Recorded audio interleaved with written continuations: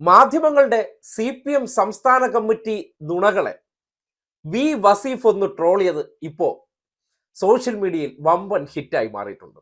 ഇന്നിപ്പോ പഴയ AKG സെന്ററിലെ CPM സംസ്ഥാന കമ്മിറ്റി ചേരുന്ന ഹാളിൽ വെച്ച് അന്തരിച്ച രക്തസാക്ഷി പുഷ്പന്റെ ഒരു പുസ്തക പ്രകാശനം അരങ്ങേറി. ആ ചടങ്ങിൽ വെച്ച് ഇത് റിപ്പോർട്ട് ചെയ്യാൻ വന്ന മാധ്യമങ്ങളോട് മുഖ്യമന്ത്രി ഒരു ചോദ്യം ചോദിച്ചു. ആ ചോദ്യവുമായി ബന്ധപ്പെട്ട് പിന്നീട് റിപ്പോർട്ടർ ചാനലിലെ മാധ്യമ പ്രവർത്തകൻ റിപ്പോർട്ട് ചെയ്തത് എങ്ങനെയെന്ന് നിങ്ങൾ കേൾക്കും. അത് കേൾക്കുമ്പോഴാണ് കേരളത്തിലെ CPM സംസ്ഥാന കമ്മിറ്റി ഓഫീസുമായി ബന്ധപ്പെട്ട് ഇത്രയും കാലം തട്ടിവിട്ടിരുന്ന ആ ഗ്യാസ് വാർത്തകൾ, ഊഹാപോഹങ്ങൾ എന്താണെന്ന് നിങ്ങൾക്ക് കൃത്യമായി ബോധ്യപ്പെടാൻ പോകുന്നത്. AKG പഠന ഗവേഷണ കേന്ദ്രത്തിൽ സഖാവ് പുഷ്പന്റെ ഒരു പുസ്തക പ്രകാശന ചടങ്ങ് അല്പസമയം മുമ്പ് നടന്നിരുന്നു. ആ ചടങ്ങിൽ പുസ്തകം പ്രകാശനം ചെയ്തത് മുഖ്യമന്ത്രി പിണറായി വിജയനാണ്.